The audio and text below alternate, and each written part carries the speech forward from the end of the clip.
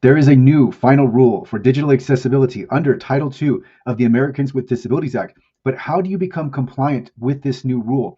Well, in today's presentation titled ADA Title II Web Accessibility Project Plan, we will go through a step-by-step plan to ensure that your digital assets are WCAG 2.1 AA conformant ahead of your project deadline. And at the bottom of my slides is accessible.org.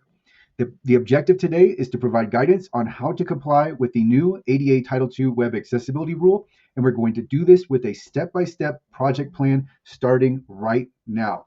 The first step in this plan is to study the DOJ's fact sheet along with the accessible.org guide, and I will include links to both of these resources in the description.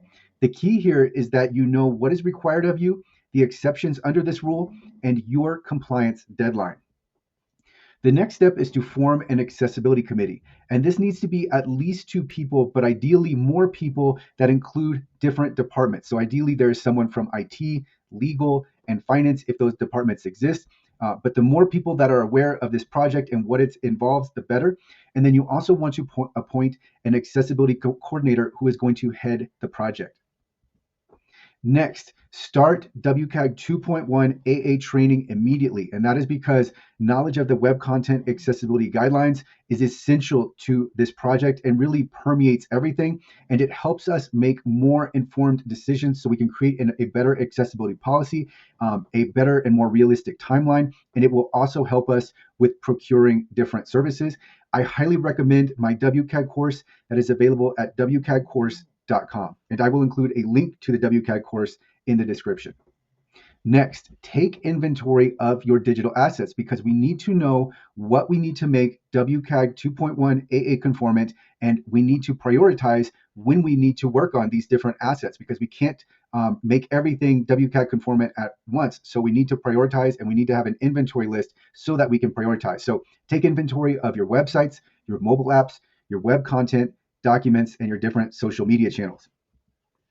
And then next, set an approximate budget. Now, it's going to be difficult to have a really closely accurate project budget, but we do want to set a budget. And so with our budget, we're going to keep in mind the services that we need, our staff work. So anybody who is working on accessibility, we need to account for their hours, their wage. We also need to account for training, and then we need to plan beyond just initial conformance. So this budget needs to be for multiple years because it's not just going to be initial WCAG conformance. We need to make sure that we stay WCAG conformant. And so there are resources involved in making sure that we stay WCAG 2.1 AA conformant. I've already mentioned prioritizing accessibility work, and that is the next step. So based on what digital assets are used the most, based on our budget, and based on the assets that we have. So keep in mind that different public entities are going to have different assets and more or less assets. So that's going to play into how we prioritize our accessibility work, but we do need to decide what we're going to work on first, second, third, and then so on. The next step is to create a timeline. And this is where WCAG training really comes into play because when we are aware of the web content accessibility guidelines and all the success criteria involved, we have a better understanding of what it takes to make our digital assets accessible. So we're going to create a timeline for making our different digital assets WCAG 2.1 AA conformant, as well as our content.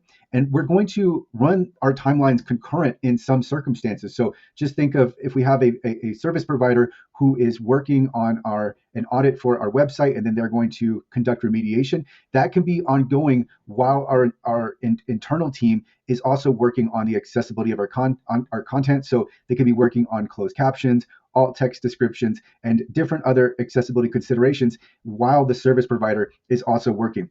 And plan conservatively. Plan for more time than you think is necessary because usually the time runs over rather than the project is finished sooner than you think. So just plan for more time. And then the last bullet point I have on this slide is keep in mind that you need to find a service provider first, but then you want to make sure that you are conservative with your estimates on what service providers will need to complete the project. Keep in mind that just like you are working and planning on accessibility, so are so many other public entities across the United States. So there will be an increased workload and a work queue for different service providers. So you need to take that into account because the later you wait on a service provider, then the more likely it is that the timeline that the service provider is going to be able to provide you, so the expectation date, delivery date, it's going to be moved back because they're just going to have so much work. Next, develop an accessibility policy. And in your accessibility policy, you're going to set out who is responsible for what, the processes for making content accessible, for creating accessible content, for uploading content, for editing code, etc. The processes involved, reporting, so who reports on what and to who, the deadlines for making digital assets accessible, and then the documentation surrounding accessibility. So any audit reports, remediation reports, certification, user testing documentation, etc. With our accessibility policy, this is really where we're going to organize all of this work that's going into accessibility. So even if we are sourcing work to a service provider, we still need to take that into account, have an accounting of it, have documentation of it, and then also factor that into our timelines. And then with our accessibility policy, we have deadlines to ensure that we are keeping on track with our timeline that we have set. But keep in mind that this is a living document that we're going to review and revise as time goes along, because there are just things we learn as we go through different processes. So we're going to update the accessibility policy, and it's going to become better over time, but we do need to start out with an accessibility policy so we really have a vision and a way, really a map to execution and making accessibility come into place. All right, so next, begin work. We need to be proactive with this. Throughout all of these steps, these are not intended to take a long time. We need to make sure that accessibility is happening, and we're not just talking about it, we're not just organizing around accessibility, but we are proactively making our digital assets more and more accessible as we work towards WCAG 2.1 AA conformance. So our staff can work on accessibility, we can research service providers, and then eventually we will have agreements with service providers, and they can work on audits and remediation. So the key here with this slide and this step is to make sure that actual progress is being made. We don't want to spend too much time planning and organizing. We need to have those things in place, but we also need to begin work, because remember that for public entities of larger populations, you only have 2 years, and you likely have more than one digital asset. And then even for public entities of smaller populations, 50,000 or less, you only have 3 years. That's not too much time. And so that's also where budget comes into play, because we need to factor into our budget, into how long we have. But this is certainly a project. It's going to be an involved project. So we want to make sure we're organized. And that's why I have these steps listed out for you. Next is vendor selection and procurement policy. So with procurement policy, we want to make sure that any products or services that we are purchasing, that they meet certain requirements. So for example, a digital product, we may require that that product have a VPAT, and that VPAT meets a certain standard, and that certain accessibility, there's a threshold for accessibility that is met. Also, for vendors, we want to make sure that we are working with reputable accessibility providers. Keep in mind that not all vendors are equal, not all services are equal. We need to work towards WCAG 2.1 AA conformance that requires attention to detail and a regimented approach. So we want to make sure that we are working with really excellent providers. And so that is why it is so important to filter providers, filter the different providers, and look for specific qualifications when it comes to selecting a vendor. And then this last slide here, I have policy execution. We need to work towards WCAG 2.1 AA conformance. So this goes back a few slides ago in our step where we are taking action. We not only need to take action, but we need to see progress, and then we need to see milestones being met. So we need to actually have, for example, our website checked off. Okay, our website is WCAG 2.1 AA conformant.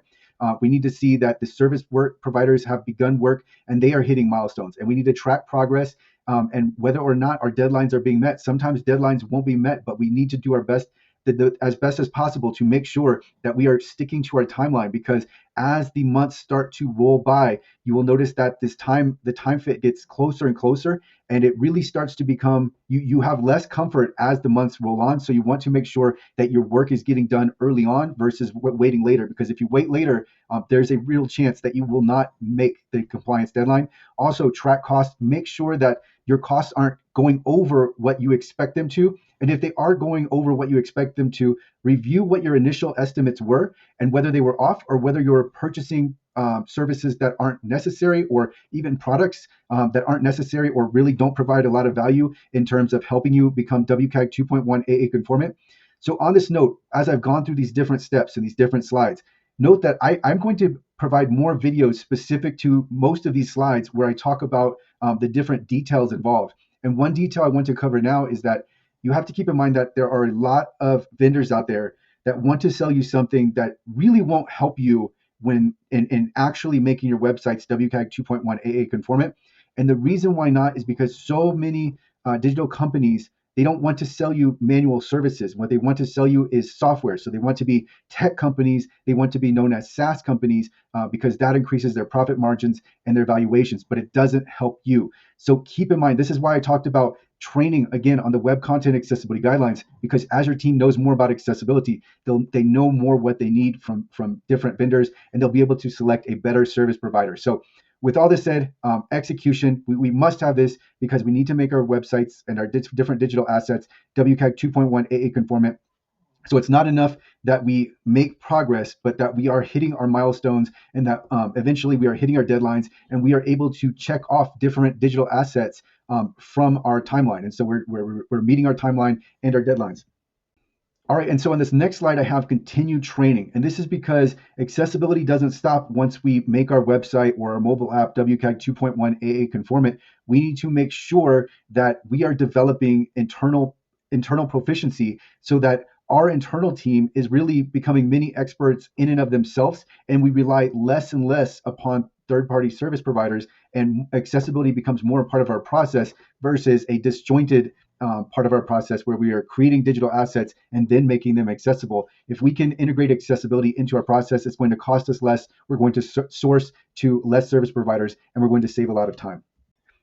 And now we're on the last slide, which is resources. The first resource I have listed is the WCAG course available at wcagcourse.com. I will link to this course in the description. It is my course, and I highly recommend you take it. Also, at accessible.org, we offer consultations. So if you need help organizing your project and getting started, you can book me for a consultation. And then at accessible.org, we also offer audit, remediation, and user testing services to ensure that your website or other digital asset is fully WCAG 2.1 AA conformant. So I will link to accessible.org in the description below.